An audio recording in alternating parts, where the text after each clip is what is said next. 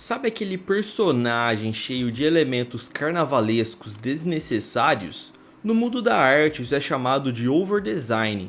Ele se refere quando um design é excessivamente complexo, muito detalhado ou até mesmo extravagante. Muitas das vezes eles colocam algo além do necessário, e isso ocorre em vários campos, incluindo design de produtos, personagens, arquiteturas e assim por diante. Quando aplicado ao design de personagens em animes e em jogos de videogame, essa abordagem pode resultar em críticas, pois pode parecer que o artista incorporou uma miríade de elementos sem uma justificativa muito clara. No entanto, ao expor esse conceito, percebemos que muitas franquias renomadas como Yu-Gi-Oh!, Digimon e até alguns filmes da Marvel fazem uso deliberado do overdesign.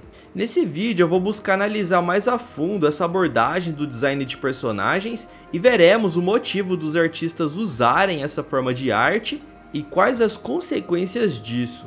Esse dia mesmo eu estava pesquisando algumas coisas no YouTube e acabei me deparando com um vídeo do Eric Arten falando exatamente sobre esse assunto. Então eu vou deixar aqui na descrição o canal dele para vocês conferirem, que é muito bom.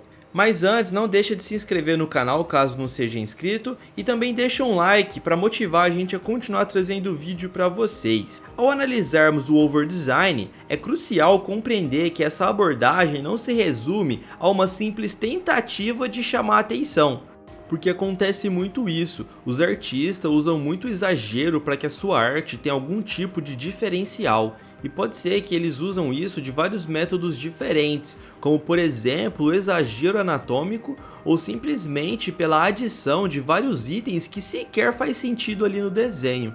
Mas nem sempre isso se enquadra como overdesign, já que a sua característica principal é a presença de muitos detalhes que supostamente são desnecessários. Mas utilizar o overdesign pode trazer alguns problemas, e a maior dificuldade pode ser que as pessoas achem difícil de entender o personagem por ter muitas informações sendo apresentadas ao mesmo tempo. A ideia de que um design mais complicado e complexo é sempre melhor pode nem sempre ser verdade.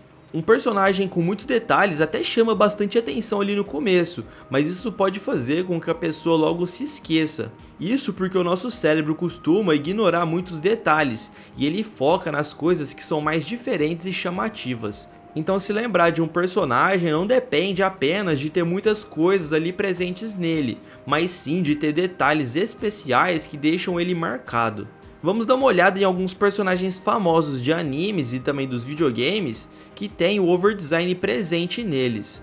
Um exemplo perfeito é o Yu-Gi-Oh!, onde o personagem principal tem um visual com muitos detalhes, cabelos espetados e acessórios bastante elaborados, e até mesmo uma roupa com muitos detalhes complexos. Um personagem de videogame que também apresenta o overdesign é o Sephiroth de Final Fantasy VII. Ele usa trajes bastante extravagantes. Esses personagens têm designs bastante chamativos, mas é importante considerar como o excesso de detalhes pode afetar a história e a conexão emocional que estabelecemos com eles. Com base nisso, pode ser que pensemos que o overdesign é apenas uma estratégia visual, mas em algumas histórias complicadas, como em JRPGs, eles carregam um papel bastante importante. Nesses tipos de jogos, onde a aparência dos personagens ajuda a mostrar como é o mundo, ter designs cheios de detalhes pode ser legal. Só que é importante que esses designs combinem com a história e a temática ali do jogo, porque senão vai ficar bastante estranho. E quando é bem encaixado, isso acaba deixando a experiência mais interessante. Alguns exemplos que eu resolvi separar para demonstrar isso é o jogo de Dark Souls, Drakengard 3, Nier Automata, Monster Hunter World e Bayonetta 2. E sim, o overdesign pode ser útil, e é importante entender a diferença entre o overdesign e ter um estilo próprio. Enquanto o overdesign pode tornar as coisas mais confusas visualmente, ter um estilo próprio incorpora elementos específicos que fazem o personagem se destacar. Então o desafio para os artistas é sempre encontrar um equilíbrio entre a complexidade visual e a facilidade de entender o design, garantindo que cada detalhe contribua para a história em geral. Quando se trata de projetar personagens, os princípios tradicionais sugerem que menos é mais. A simplicidade de um design facilita o reconhecimento e a compreensão dos personagens, tornando eles até mais memoráveis. Belos exemplos são o Astro Boy, o Luffy de One Piece, o próprio Pikachu, que é conhecido por muita gente, o Goku e até mesmo o Saitama. Desenhar o Griffith, que é um dos personagens principais de Berserker, foi muito difícil para o Kentaro Miura. Em uma entrevista ele disse que os detalhes ali da armadura eram muito complexos e que acabava atrasando ali na hora de desenhar. Isso acontecia não porque ele não tinha capacidade de fazer ali os desenhos, mas porque demorava bastante e o tempo dele era muito corrido.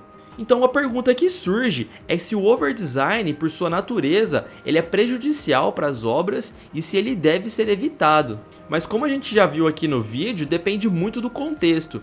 Pode ser considerado inadequado em certos cenários, como em designer de sites ou até mesmo no layout de um jogo, quando é muito bagunçado acaba prejudicando ali na qualidade de vida do jogador. Mas ele pode ser altamente eficaz na criação de personagens que buscam evocar emoções específicas. Então a dualidade do overdesign na arte de personagens está na capacidade do artista de adequar o seu propósito na narrativa proposta. Então, contrariando a ideia de que o overdesign é apenas uma complicação desnecessária, há casos que a sua utilização é estrategicamente planejada. Em narrativas que exigem a apresentação de personagens ou criaturas que evocam um sentimento de medo, estranheza ou até mesmo raridade, o overdesign pode ser uma ferramenta bastante valiosa. A adição de muitos detalhes pode ser um meio eficaz de comunicar características únicas e de provocar emoções específicas no público. Para demonstrar isso, a gente pode usar exemplos como o próprio Sephiroth do Final Fantasy VII e até mesmo as formas mega evoluídas dos Digimons. Todos eles são exemplos perfeitos de designs detalhados que se destacam. Os muitos detalhes ali acabam adicionando algo especial e único, fazendo com que eles sejam lembrados não só pela sua aparência, mas pela emoção que eles despertam na gente. É inegável que quando a gente olha um personagem assim, a gente sente uma sensação de poder muito grande. E esse excesso de detalhes acaba causando perfeitamente isso. Nos jogos de RPG japoneses é comum encontrarmos chefes que têm bastantes detalhes, e quando a gente se depara com criaturas assim, a gente sabe que o nível de desafio ali vai ser muito grande. Então o overdesign não é apenas uma questão de estilo, mas é uma forma de destacar o quão difícil é o desafio enfrentado ali pelos personagens. Esse estilo ele é perfeito para criar uma sensação de importância grandiosa em batalhas contra criaturas poderosas. Além disso, certos tipos de histórias se beneficiam muito do overdesign, como por exemplo ambientes como a vibe cyberpunk. E obras que exploram o horror corporal também se utilizam bastante do overdesign para deformar e transformar os corpos de maneiras bastante estranhas e perturbadoras. Outro aspecto interessante do overdesign é a sua relação com as filosofias visuais. Graças ao renomado Tetsuya Nomura, diversos personagens de Final Fantasy e de Kingdom Hearts têm o overdesign presente neles. E ao analisarmos mais de perto personagens como Sora, a Tifa ou Cloud, fica evidente que o overdesign ali de Nomura não se limita apenas à adição desnecessária de acessórios, mas também se estende a detalhes marcantes nas roupas e nas características físicas dos personagens. Essa abordagem ousada pode dividir opiniões, mas é inegável que esses personagens se destacam e se tornam icônicos. Então fica claro que esse estilo é bastante coerente dependendo do mundo em que eles são apresentados. Por isso, o overdesign apresenta desafios, especialmente ao se aproximar da linha tênue entre o ousado e o confuso.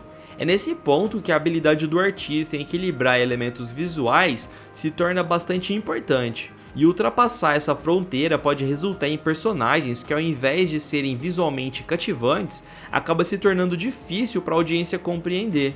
E se esse estilo artístico fosse ruim ou errado, com certeza ele não faria tanto sucesso como realmente faz e nenhum artista iria utilizá-lo. E a maioria dos jogos de RPG japoneses seria um fracasso de vendas, já que eles fazem bastante uso disso. Então é isso aí, galera, esse assunto é bastante pessoal e vai do gosto de cada um. Eu particularmente gosto de designs mais simples, mas eu também aprecio personagens complexos e com bastante detalhes. Então não deixe de comentar aqui embaixo quais são as suas preferências. Do mais é isso aí, te vejo na próxima, valeu e até mais, pessoal!